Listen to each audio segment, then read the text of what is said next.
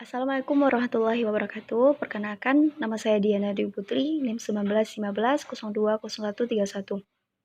Di sini saya akan menjelaskan tentang ketidakadilan dalam bermasyarakat. Ini sebagai tugas pengganti UTS dalam mata kuliah Tafsir Ayat-Ayat Sosial, Ekonomi, dan Politik dengan dosen pengampu yaitu Bapak Muhammad Hanif, STHI, MAG. Ketidakadilan dalam bermasyarakat. Lawan dari ketidakadilan yaitu keadilan. Sebelum kita masuk pada pembahasan ketidakadilan, maka kita harus pahami terlebih dahulu apa itu keadilan. Keadilan dalam Kamus Besar Bahasa Indonesia yaitu perbuatan, perlakuan, dan lain sebagainya yang sama berat atau tidak berat sebelah, berpihak kepada yang benar, kemudian berbuat sepatutnya dan tidak sewenang-wenangnya.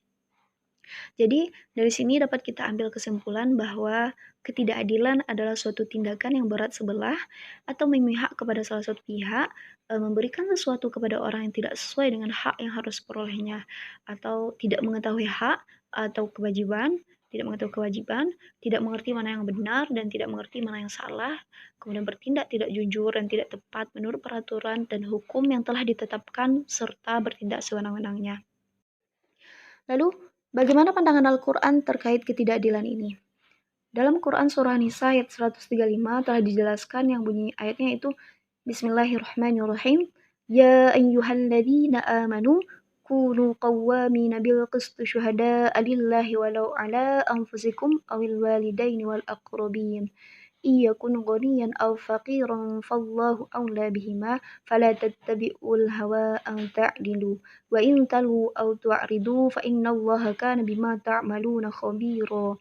Yang artinya itu, wahai orang-orang yang beriman, jadilah kamu penegak keadilan dan saksi karena Allah, walaupun kesaksian itu memberatkan dirimu sendiri, ibu bapakmu atau kerabatmu. Jika dia yang diberatkan dalam kesaksian kaya atau miskin, Allah lebih tahu kemaslahatan keduanya. Maka jangan kamu mengikuti hawa nafsu karena ingin menyimpang dari kebenaran.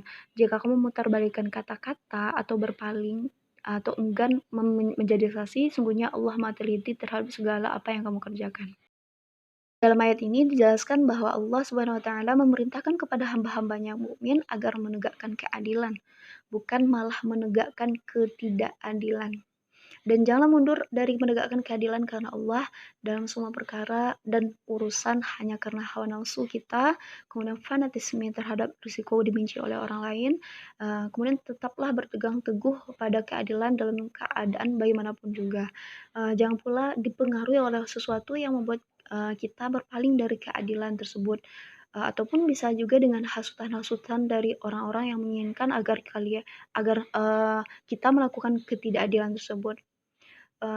Hendaklah saling membantu, bergotong royong, saling mendukung dan tolong menolong demi keadilan tersebut.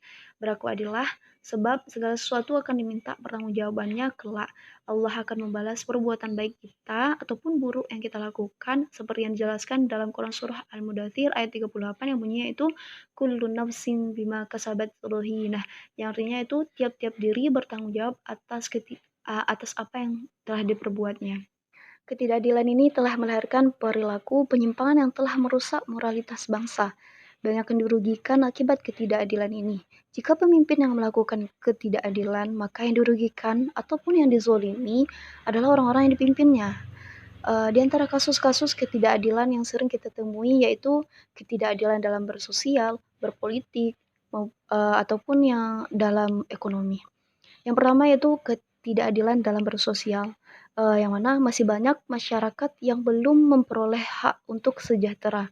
Bisa kita lihat pada gambar ini ya, mana miris sekali yang mana keadaan ini terjadi di antaranya yaitu dikarenakan kurangnya ataupun hilangnya ataupun gagalnya program-program sosial yang dilakukan oleh pemerintahan terhadap masyarakat ekonomi ke bawah. Kemudian contoh kasus lainnya yaitu ketidakadilan gender. Contohnya dalam dunia kerja, tenaga laki-laki lebih dihargai ketimbang tenaga perempuan, bukan karena kemampuannya, tetapi karena jenis kelaminnya. Kemudian yang kedua yaitu ketidakadilan dalam ekonomi.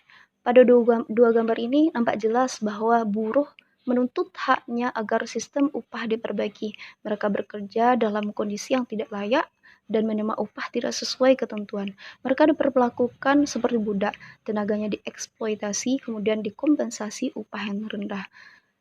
Yang ketiga yaitu ketidakadilan dalam politik. Ini banyak kita temukan terjadi pada pemegang kekuasaan, para pejabat yang zalim, kurang amanah, suka menyembunyikan kebenaran. Di saat mereka melakukan tindak kejahatan, mereka dapat menghindari hukuman, seolah telah terjadi kesewenang-wenangan oleh para penguasa dalam menjalankan kekuasaannya. Mereka membuat aturan yang menguntungkan dirinya sendiri maupun kelompoknya dengan mengorbankan kepentingan rakyat. Bentuk-bentuk ketidakadilan semacam ini terjadi karena keegoisan, sifat individual, kurangnya empati, terlalu mengikuti hawa nafsu, tidak paham agama, selain itu juga karena keserakahan manusia tersebut serta ditunjang oleh struktur di dalam masyarakat yang menguntungkan para pemodal dan orang-orang kaya. Sehingga mereka yang miskin ya akan semakin terpuruk dalam ketidakberdayaan dari berbagai bidang kehidupan, baik sosial, ekonomi, politik, dan lain sebagainya. Satu-satu cara agar semua kasus-kasus ketidakadilan ini hilang, yaitu dengan menegakkan keadilan dalam segala aspek kehidupan.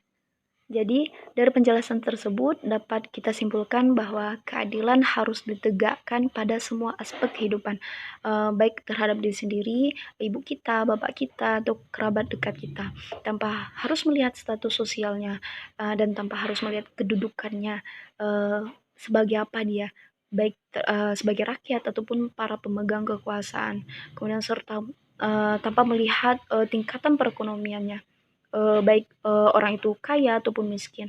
Jadi kebenaran harus diutarakan, keadilan harus tetap ditegakkan. Itu semua agar tercipta suatu keseimbangan dalam semua lini kehidupan dan membebaskan kita dari ekstremitas dan membangun hubungan yang konstruktif, kemudian menciptakan kehidupan yang tentram dan damai. Semoga kita ini sama di mata Allah, tidak ada yang membedakannya kecuali ketakwaan. Mungkin hanya itu, sekian, terima kasih. Assalamualaikum warahmatullahi wabarakatuh.